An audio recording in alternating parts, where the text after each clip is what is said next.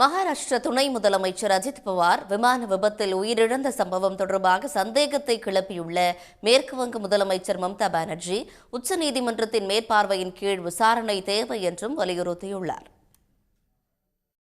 விமான விபத்தில் மகாராஷ்டிரா துணை முதலமைச்சர் அஜித் பவார் உயிரிழந்தார் என்ற செய்தியை கேட்டு தாம் மிகவும் அதிர்ச்சியடைந்ததாக மம்தா பானர்ஜி குறிப்பிட்டுள்ளார். இந்த நாட்டில் சாமானிய மக்கள் மட்டுமல்லாது அரசியல் தலைவர்களுக்கும் பாதுகாப்பு இல்லை என்று அவர் குற்றம் சாட்டியுள்ளார். பாஜக கூட்டணியில் இருந்து அஜித் பவார் விலக விரும்புவதாக 2 நாட்களுக்கு முன்புதான் வேறு கட்சியைச் சேர்ந்த தலைவர் ஒருவர் கூறியிருந்தார் என்று சுட்டிக்காட்டியுள்ள மம்தா, ஆனால் அதற்குள் இந்த சம்பவம் நிகழ்ந்துள்ளது என்று குறிப்பிட்டுள்ளார். எனவே இந்த சம்பவம் தொடர்பாக உச்சநீதிமன்றத்தின் மேற்பார்வையின் கீழ் முறையான விசாரணை நடத்தப்பட வேண்டும் என்று மம்தா பானர்ஜி கோரிக்கை வைத்துள்ளார்.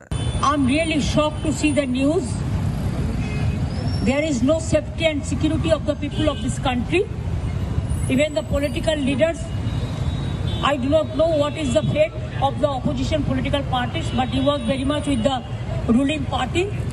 But before few days ago, I came to know that from social network that somebody from other party, they gave a statement that Ajit Pawar is willing to leave the BJP.